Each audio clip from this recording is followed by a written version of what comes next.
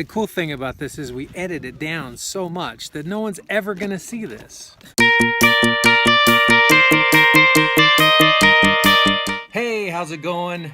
My name's Evan and I want to introduce you to Allison. She's the Lloyd girl. The Lloyd woman. The Lloyd wife. The Lloyd wife. Let's go with Lloyd wife. So right now in Arizona, it's springtime and the wildflowers in the desert are they're blooming like crazy. And I really wanted to get out there and see these beautiful flowers in the desert. So I had the idea, well, hey, why don't we drive down near Phoenix and we can camp overnight and then do some hiking while we're down there. What he's not telling you is that our plan had been to do that all on like Saturday. And he got home from work on Friday morning and it was like, let's go now, right now. We drove down to Oak Flat, which is near the town of Superior, and we found a campsite that we were able to hang all of our hammocks on, so we got everything set up pretty quick. So Alice and I are trying to figure out when the last time we actually went camping together is. And I think it's been a long time. I think it's been many years. So this is really exciting. I was just telling her how wonderful it is to have her along with us. And not just because she's cooking the food tonight, but because it's just always fun when you got the whole family together. So that's another benefit of car camping, is if one of your family members isn't that stoked on the whole backpacking thing, just, throw her in the car, go camping. Yeah, and it's super fun. It's a good chance to get everyone together, to be outside, to get the kids away from their constant desire for technology. And backpacking is awesome, but not everyone can do it. It requires a ton of gear, a lot of planning. Car camping is awesome because you pull up, you get all your stuff out, you're still outside, you're having fun, but if you forget matches, you just run to the store and grab them. Yeah, I told Allison when we left, I said, worst case scenario, if we can't get a good meal going, we can just drive 5 minutes and go get some burritos. So. Right, but that doesn't work for me because I love outdoor cooking. I love cooking over a campfire and that smoky char flavor that comes anytime you camp over a campfire. Smoky. It is, it's smoky and there's char. So we were gonna make some super awesome foil stew, which is a Lloyd family tradition, courtesy of my years of summer camp. So Allison decided to make some tinfoil stew for us, and it turned out great. Check this out. My name is Allison Lloyd, and welcome to Foil Stew 101. We take 2 pieces of foil and put them together crisscross, and then push the middle down to make a bowl. We start with the potatoes because they take the longest to cook. We put some potatoes in there. Then we add our other vegetables, the carrots, celery. I don't like onions, so there's no onions in it. And I'm not a big meat eater, so there's no meat in it. Normally you'd put the meat in right now. I'm not gonna put meat in it. And I'm gonna put my tomato sauce. I like a lot of sauce. And just a little bit of water right out of my Nalgene. My kennel and Nalgene. Now I'm gonna fold it up. You don't want to fold it too tight. If you fold it too tight, air won't get in there and it won't cook. But I am going to fold it in a way so that I know it's mine. Mine has a mohawk. Now we're going to put it in the fire. Here's our fantastic campfire. Lots of coals. I'm going to plop this right down, and in about 30 minutes, we're going to be ready to eat.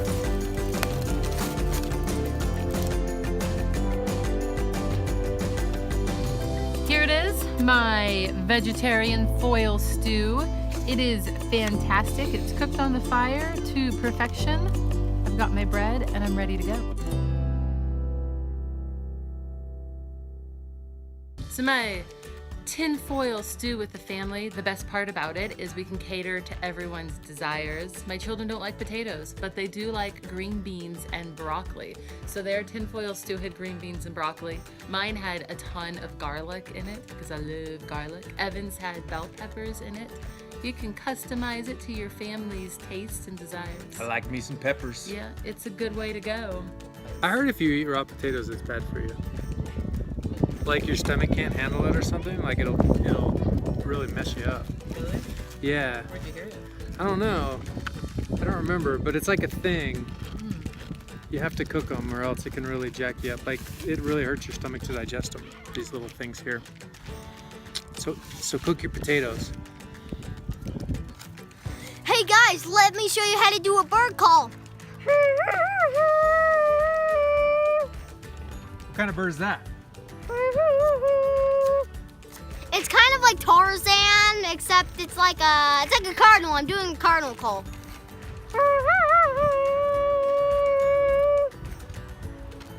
So we also had Evan's brother-in-law and nephews out with us, and that was fantastic because Brandon, one of the younger kids in the family, has made a rocket stove. I'm a big supporter of electives in high school and different options for different kids. Not everyone is the same and likes the same thing. So the fact that he was able to make this rocket stove was amazing, and it was super hot. The kids cooked their hot dogs over it. They roasted marshmallows over it. It let out a lot of heat when the night started to get chilly. We all kind of stood around it. It was really fantastic. Yeah, for him to take an idea that he had got off of YouTube and take it to his teacher and say, hey, I want to make this, and then be able to pull it off. Right. I think that's pretty awesome for a 15-year-old. Yeah. So check out this video of Brandon doing his rocket stove. My name is Brandon O'Neill, and I'm going to show you guys my rocket stove that I built and how it works. On YouTube, I see them all the time, and I thought it'd be a cool idea to build in my welding class. So I drew out a design, and I just went to building it. My freshman welding class is honestly one of the best classes at Dobson, I believe, because my teacher, he helps you out all the time, and you're learning a bunch of skills that a lot of people don't know. So it's something interesting to have. So I love it there though. It's my favorite class. I got the plans for the rocket stove off of YouTube after watching a bunch of famous YouTubers build them. So I just kind of copied their design and added in my own stuff here and there. All right, so this is the stove that I built. Up top we had to make our own type of grill grate, so that way it'll sit on top, so that way the fire isn't getting rid of all the oxygen. So I just custom made this out of rebar. And then these are out of some old smokestacks that I found. So I joined them together and welded all the way around, so that way the two metals are combined. And then on the inside, I added this little plate so that way we can feed the wood in through and have the oxygen come in through a little smaller port, so that way it'll suck all the oxygen up through here, creating all this will come red hot, and then in theory the flames will shoot out and be burning a lot hotter than a regular fire, just due to all the insulation from the metal. This is why vocational classes in high school are still important, so kids like us can build whatever we want and put our mind to whatever we feel like.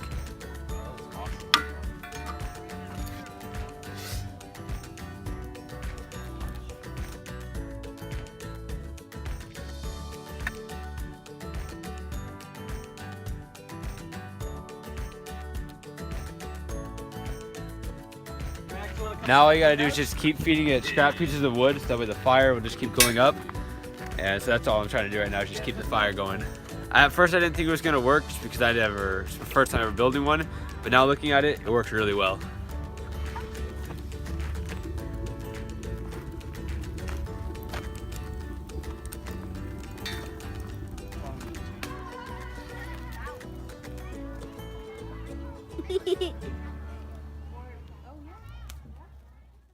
Well, did you get to see any wildflowers while you were out there? Yeah, the desert really is in bloom, and I might not be the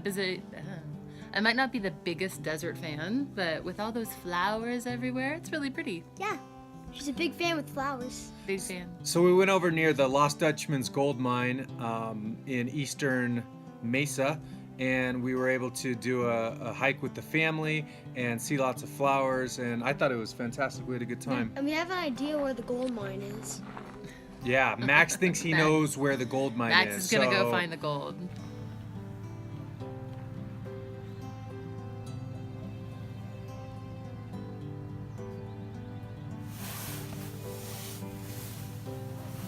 Hi guys. So I just woke up. I started to get a little chilly the first 5 hours. I don't know. I began to get cold in the middle of the night. I don't know. When Addie's like, "Hey Max, can I come in your sleeping bag?" I'm like, okay.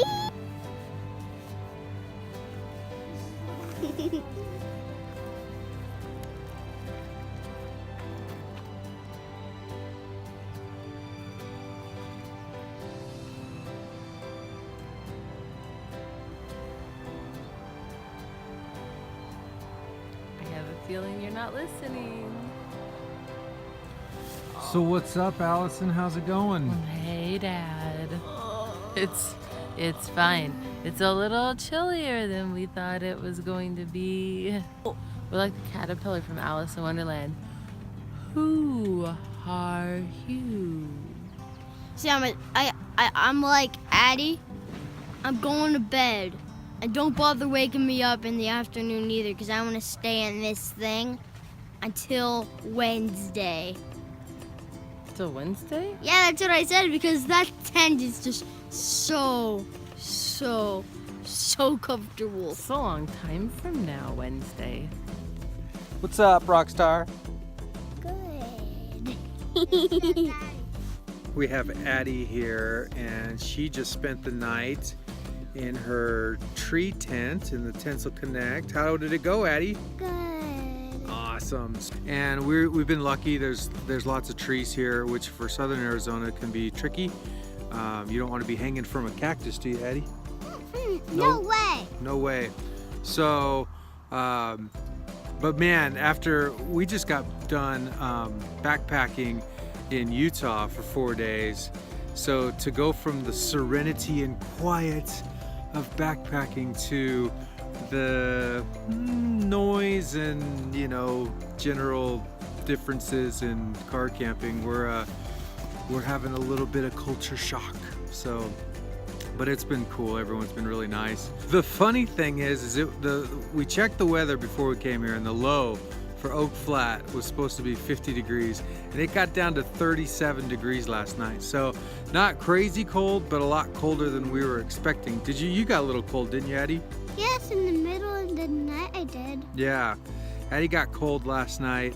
I got cold last night. When your mind is prepared for 50 degrees and it gets into the 30s, yeah, I got cold. So definitely glad we brought extra gear, extra clothing. We brought our warm under quilts and top quilts and sleeping bags, so we were fine. But man, we were kind of looking forward to some warmer nights. We felt like summer's on its way. So anyway, it is what it is. Everybody survived. You survived okay? Yeah. You're gonna live? Yeah. Time. This trip took 45 seconds of planning. Well, your 45 seconds of planning, I could have used a few more seconds. It was nice to take an impromptu trip and just go for it. Just go for it. Get out in the woods. Yeah, outside. Yep. Colder than we thought. Colder than we thought. Yeah, that sucked. Yeah, So- it happens. But we're stoked. We got the kids up in the tree tent. Mm-hmm. Allison got to spend her first night in a hammock. All night long. How was it? It was fine.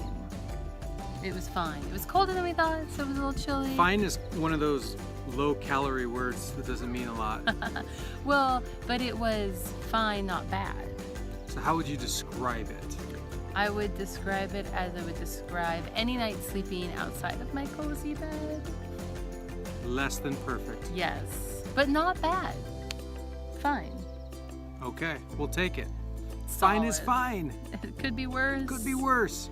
Could've But been awful. I guess what everyone wants to know is, would you rather be on the ground, or were you stoked to be hanging above it? I think it was better to be above the ground. Yeah, I think the hammock was better than my thermarest, which I am a big fan of. Yeah. All right. Yeah. Well, we had fun. I'm sitting here and we're in Oak Flat, and I'm seeing all the RVs, and I'm seeing the pop-up tents and the fifth wheels. And when I got here, I was a little like, this is not going to be great. But I'm actually enjoying it. Good. I like the variety. I think it's cool that people bring whatever they want to bring out into the forest and Right. And have fun. My kids are playing with their kids, and people, you know, they got their grills going and they're cooking bacon and pancakes. I can't do that over my little stove. Yeah. You know? I mean, I could, but it's so contrived. It's messy. Yeah. So I'm glad that people are out here. So I guess the moral of the story is, like we say in the hammock world, hang your own hang, Yeah.